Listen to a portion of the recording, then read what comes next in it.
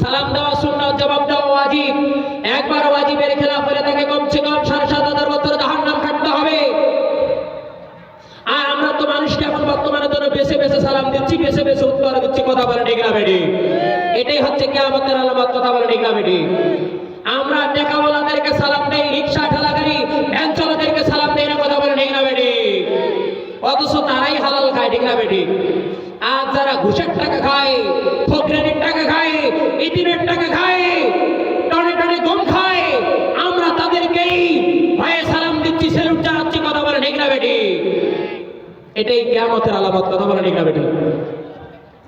আমার ভাইয়েরা, রাসূলের কাছে সামনে সাহাবায়ে কেরামরা প্রশ্ন করলেন, ইয়া রাসূলুল্লাহ আইয়ুল ইসলাম খায়রা? রাসূল, ইসলামের মধ্যে কোন কাজটি উত্তম? আমার রাসূল বললেন, 2টা কাজ উত্তম। সবাই বলেন কয়টা? জোরে বলেন, শুনি নাই। রাসূল বললেন 2টা কাজ উত্তম।